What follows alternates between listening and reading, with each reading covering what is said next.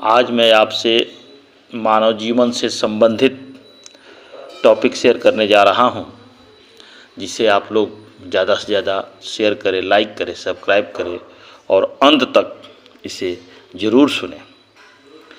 आज मैं आपसे मनुष्य के आत्मज्ञान से संबंधित बातें शेयर करने जा रहा हूं। भारत में प्रबुद्ध प्राणियों को द्विज कहा जाता है। द्विज का अर्थ है दो बार जन्मा हुआ।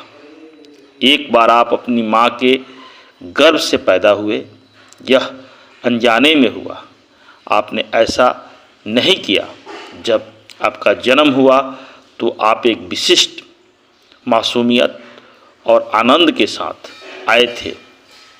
एक बच्चा अपने माँ में अपने आप में मासूम और आनंदित होता है, परंतु चूँकि यह आनंद सचेतन रूप में घटित नहीं हुआ, इसलिए कोई भी इसे कुछ ही समय में नष्ट कर सकता है।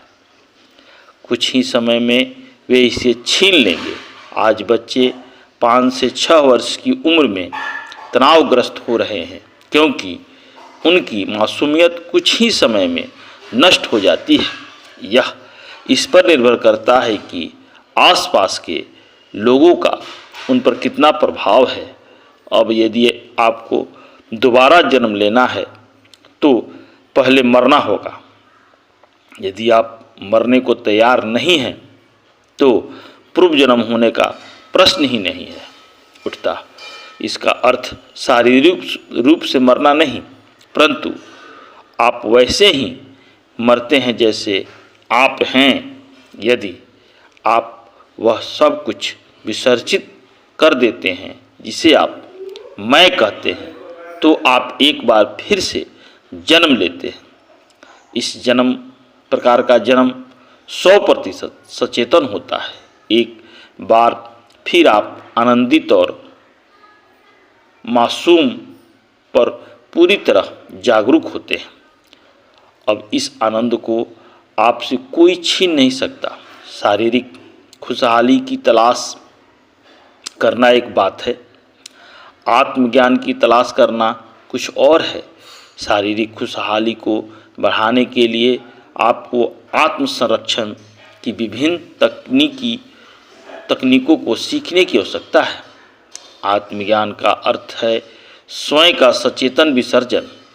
अधिकांश लोगों को इसे समझने के लिए एक विशिष्ट मात्रा में समय और परिपक्वता की आवश्यकता होती है।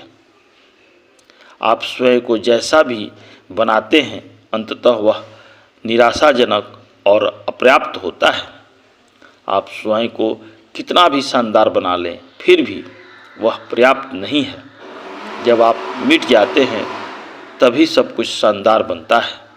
जब आप पर्याप्त जीवन जी चुके हों और आप जानते हैं कि बेहतर जीवन जीने से आप कहीं नहीं पहुँचेंगे, तब आप जीवन से परे जाना चाहेंगे और हकीकत में आपको आत्मज्ञान प्राप्त होगा। धन्यवाद।